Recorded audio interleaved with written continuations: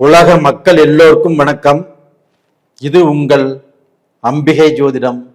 நான் உங்கள் ஜி கோபால் பேசுகிறேன். இன்னைக்கு பேசக்கூடிய பலன் என்ன அப்படின்னா, மாத பலன்கள்.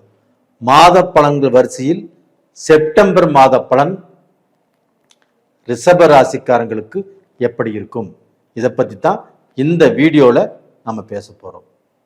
இந்த செப்டம்பர் மாதத்தில் கிரக அடைவுகள். உங்க ராசிக்கு 2ஆம் இடத்துல குரு. அது போக செப்டம்பர் 14ஆம் தேதி சிம்மத்துக்கு சுக்கிர பகவான் வர்றாங்க. அது போக செப்டம்பர் 14ஆம் தேதி புதன் பகவான் சிம்மத்திலிருந்து கன்னிக்கு போறாங்க. அங்கே புதன் ஆட்சி உச்சம். செப்டம்பர் 13ஆம் தேதி செவ்வாய் பகவான் கன்னியிலிருந்து துலாமுக்கு வர்றாங்க. செப்டம்பர் 17ஆம் தேதி சிம்மத்தில் இருக்கக்கூடிய சூரிய பகவான் கன்னி வீட்டுக்கு வர்றாங்க. அது போக ரிஷபராசிக்கு 11ஆம் இடத்துல சனி பகவான், அது போக 10ஆம் இடத்துல ராகு பகவான். இதுதான் இந்த மாத கிரக அடைவுகள். அப்ப ரிஷப ராசிக்கு ஒரு பிளஸ் பாயிண்ட் என்ன அப்படின்னா, உங்களுடைய ராசிக்கு 2ஆம் இடத்து அதிபதியும் 5ஆம் இடத்து அதிபதியுமான புதன் பகவான் உங்க ராசிக்கு 5ஆம் இடத்தில் ஆட்சி உச்சமாக இருக்கிறார். ரிஷப ராசிக்காரங்களே, உங்களுக்கு இது ரொம்ப ரொம்ப ஒரு பிளஸ் பாயிண்ட். அப்ப அந்த புதன் அப்படிங்கிறது ஒரு கெட்டிக்காரத்தனம். நம்மளுடைய முயற்சிகள், நம்மளுடைய பதவி, நம்மளுடைய கௌரவம், நம்மளுடைய அந்தஸ்து, நம்ம விரும்பிய இடத்துக்கு வரக்கூடிய ஒரு சக்தி, நாம நினைத்தது கண்டிப்பா இந்த பீரியட்ல நடக்கும். நம்ம எவ்வளவு கஷ்டப்பட்டிருந்தாலும் அந்த கஷ்டத்தில் இருந்து மீண்டு வரக்கூடிய ஒரு தருணம்.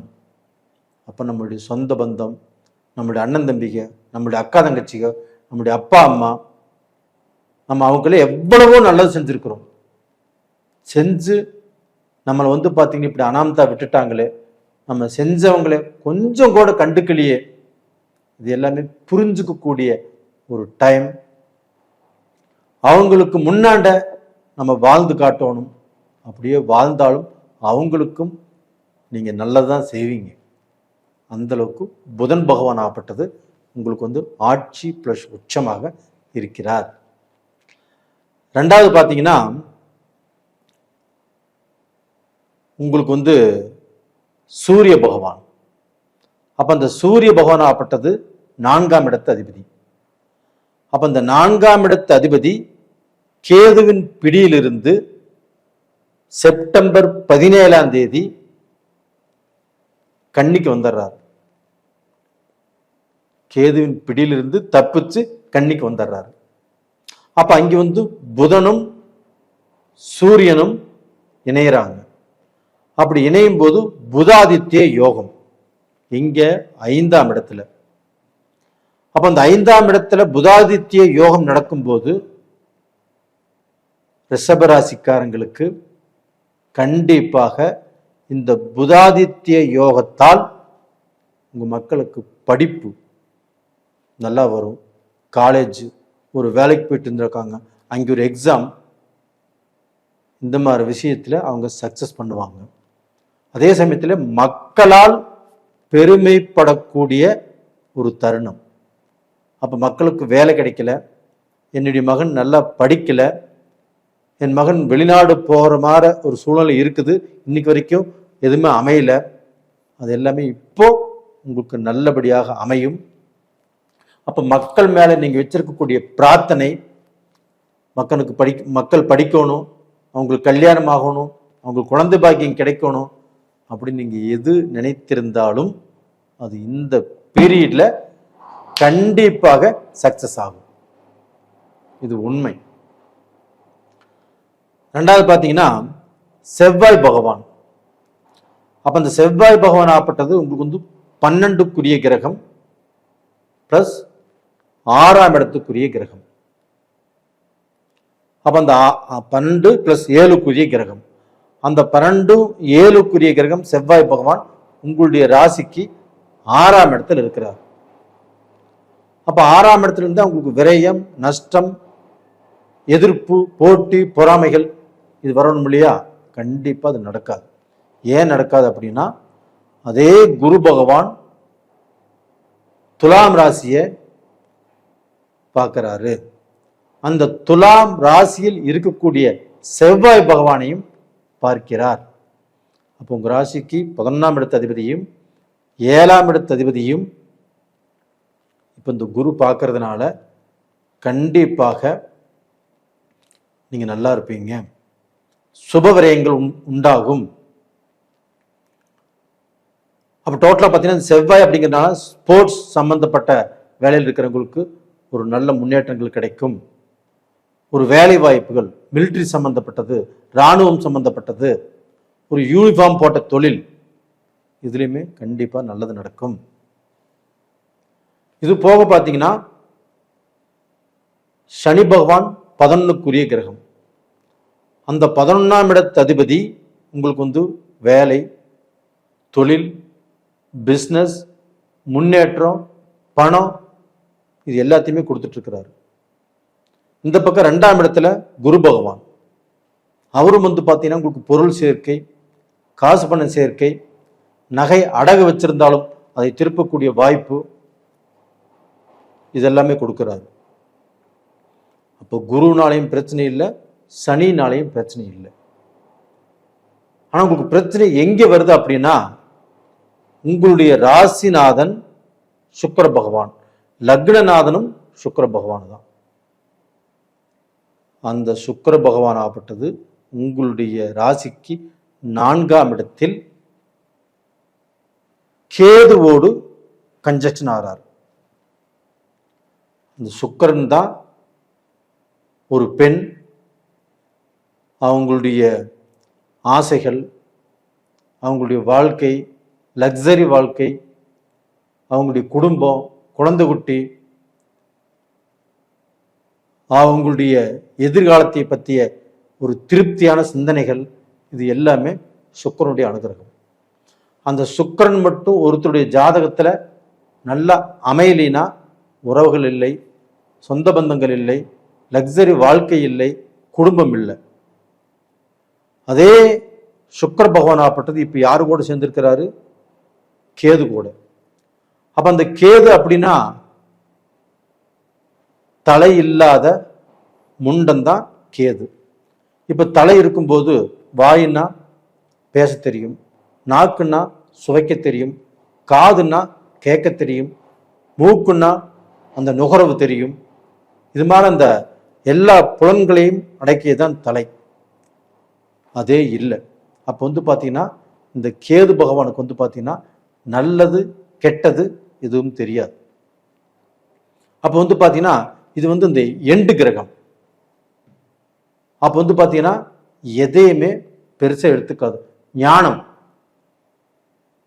அப்போ ஒருத்தர் வந்து பார்த்தீங்கன்னா கோயிலுக்கு போக சொல்றது, எல்லாத்தையுமே இழந்த நிலை, இந்த மாதிரி சூழ்நிலையை காட்டுறது அந்த கேது. அந்த கேதுவோடு சுக்கிரன் இணைஞ்சிருக்கிறார். அப்ப அந்த சுக்கிரன் இணைஞ்சிருக்கிறதுனால கண்டிப்பாக அந்த கேதுவோடு இணைந்த சுக்கிரனால் 14ஆம் தேதி செப்டம்பர் 14ஆம் தேதி சுக்கிர பகவான் கேதுவோடு இணையறாங்க. இந்த 14ஆம் தேதிக்கு முன்னாண்ட எந்த நல்லது வேணா நீங்க செஞ்சுக்கலாம். இந்த 14ஆம் தேதிக்கு அப்புறம் ஒரு மாச காலத்துக்கு இந்த கேதுவும் சுக்கிரனுடைய இணைவு. அப்போ வந்து தொழிலில் இது இன்வெஸ்ட் பண்ண வேண்டாம். ஏதாவது தொழிலில் ஒரு வேலையில் மாற்றி செய்யணும் அப்படிங்கிற எந்த முடிவு எடுக்க வேண்டாம். எந்த விதமான புதுசாக நாம் ஏதாவது ஒரு துவங்குறோம், ஒரு நல்லது செய்கிறோம் அப்படின்னா கொஞ்சம் யோசனை பண்ணி உங்களுடைய ஜாதகத்தில், ஜென்ம ஜாதகத்தில் சுக்கிரன் நல்லா இருந்து இப்போ உங்களுக்கு டைம் நல்லா இருக்குது உங்களுடைய ஜென்ம ஜாதகத்தில் அப்படின்னா நீங்கள் எதுவாக இருந்தாலும் செய்யலாம். அப்படி அல்லாமல் இந்த சுக்கிரன் கேதுவோடு இணையக்கூடிய காலகட்டத்தில் இந்த கேது சுக்கிரனை போட்டு அமுத்திட்டு இருக்குது. அப்போ இதனால் கண்டிப்பாக இந்த சுக்கிரன் அப்படிங்கிறது ஒரு பெண். அப்போ அந்த பெண் பார்க்க போனாலும் சரி ஒரு நல்ல வாழ்க்கை அமைவதற்கு கொஞ்சம் கஷ்டம். அதுபோக அந்த பெண் கிரகமாகப்பட்டது இப்போ கேதுவோடு இருக்கிறதுனால அந்த பெண்ணுக்கு அந்த சுற்றுப்புறமோ கணவருடைய சொந்த பந்தமோ இல்லை தன்னுடைய சொந்த பந்தமோ இல்லை தன்னுடைய மக்களோ இவர்களால் மனஸ்தாபங்கள் தான் வரும். இவங்களை வேல்யூ பண்ண மாட்டாங்க. இவங்க யாருக்கு எந்த நல்லது செஞ்சாலும் எவ்வளவு கஷ்டப்பட்டாலும் யாரும் பெருசாக எடுத்துக்க மாட்டாங்க. அப்போ அவங்க நம்மளை நல்லவங்கன்னு நினைக்கல, நம்ம இவ்வளவு செஞ்சும் அவங்க பார்த்தீங்கன்னா நம்மளை பெருசாக எடுத்துக்கல அப்படிங்கிற எண்ணங்கள் உங்களுக்கு உருவாகும். இப்போ அவங்க நல்லவங்களோ கெட்டவங்களோ அதை ஜட்ஜ் பண்ண வேண்டாம். இந்த பீரியடில் யாரை பற்றியுமே நீங்கள் யோசனை பண்ணாமல் இந்த கேதுவோடு சுக்கிரன் சம்பந்தப்பட்டதுனால நீங்கள் ஒரு கோயிலுக்கு போங்க, இல்லைன்னா ஒரு மெடிடேஷன் பண்ணுங்க, இது மாதிரி பார்த்தீங்கன்னா தியானம் பண்ணுங்க. இப்படி போய்க்கிறது தான் உங்களுக்கு நல்ல விஷயங்கள். டோட்டலாக பார்த்தீங்கன்னா இந்த ஒரு மாதம் அப்படிங்கிறது கொஞ்சம் எதையுமே யோசனை பண்ணி செய்யுங்க. ரெண்டாவது பார்த்தீங்கன்னா இந்த புதன் ஆட்சி உச்சமாக இருப்பது உங்களுக்கு ஒரு நல்ல மாற்றத்தை கண்டிப்பாக கொடுக்கும். கவலைப்பட வேண்டாம். அது போக 10ஆம் இடத்துல இருக்கக்கூடிய ராகு குரு பார்வையோடு இருக்கிறாங்க. அதனால் அதுக்கும் கவலைப்பட வேண்டாம். 10ஆம் இடத்துல ஒரு பாவியாவது இருக்குன்னு சொல்லுவாங்க, அந்த பாவி இருக்கிறாங்க. 10ஆம் இடத்தை அந்த குருவும் பார்க்குறாங்க. இதனால் நீங்கள் எந்த ரூபத்தையும் எந்த கஷ்டத்தையும் நினச்சி நீங்கள் வேதனைப்பட வேண்டாம். உங்களுக்கு பார்த்தீங்கன்னா இந்த பீரியடில் மனசு வலிக்கும், டென்ஷன் ஆகும். அது போக பார்த்தீங்கன்னா இந்த ஸ்கின் சம்பந்தப்பட்ட பிரச்சனைகள் வருவதற்கு வாய்ப்பு இருக்கிறது. ரெண்டாவது பார்த்தீங்கன்னா இந்த ரத்தம் சம்பந்தப்பட்ட சில பிரச்சனைகளும் கண்டிப்பாக வருவதற்கு வாய்ப்பு இருக்குது. இருந்தாலும் அந்த குரு பகவான் செவ்வாயை பார்த்ததுனால அது வந்தாலும் பெருசாக எதுவும் பாதிக்காது. இந்த பீரியடில் நீங்கள் வழிபட வேண்டிய தெய்வம் எது அப்படின்னா நீங்கள் பெருமாளையே கும்பிட்டு வாங்க. அந்த பெருமாளுடைய அனுகிரகம் உங்களுக்கு உங்கள் மனசில் இருக்கக்கூடியது எல்லாத்தையுமே பிரார்த்தனை பண்ணுங்க. எந்த கஷ்டம் வந்தாலும் கண்டிப்பாக பனி போல் நீங்கும். உங்களுடைய மனக்கவலைகள் கண்டிப்பாக தீரும். உங்களுடைய குலதெய்வத்தையுமே நீங்கள் வழிபாடு பண்ணிக்கோங்க. கண்டிப்பாக உங்களுக்கு எவ்வளவு கஷ்டங்கள் இருந்தாலும் தீங்கும். எந்த ரூபத்திலுமே நல்லா இருப்பீங்க. நேயர்களே, இந்த பதிவு பிடிச்சிருக்குன்னு நினைக்கிறேன். லைக் பண்ணுங்கள், சப்ஸ்கிரைப் பண்ணுங்கள். உங்களுடைய ஜென்ம ஜாதகத்தில் நடக்கக்கூடிய தசா புத்தி என்ன அப்படிங்கிறது மட்டும் நீங்கள் தெரிஞ்சுக்கோங்க. ஏன்னா ஒரு சிலருக்கு பார்த்தீங்கன்னா இன்னுமே கஷ்டம் தீரல அப்படின்னு சொல்கிறாங்க. அப்போ அந்த கஷ்டம் தீரல அப்படின்னா உங்களுடைய ஜாதகத்தில் தான் ஏதோ பிரச்சனை இருக்குது. அப்போ நடக்கக்கூடிய தசா புத்திகள் நம்மளுக்கு எந்த ரூபத்தில் பலன் கொடுக்குது அப்படிங்கிறத உங்கள் ஜாதகம் பார்த்து தெரிஞ்சுக்கோங்க. விருப்பம் உள்ளவங்க ஜாதகம் பார்க்கணும்னு நினச்சிங்கன்னா கீழே இருக்கிற நம்பரை கான்டாக்ட் பண்ணுங்க. உங்களிடமிருந்து விடைபெறுவது உங்களின் ஜி கோபால். நன்றி, வணக்கம்.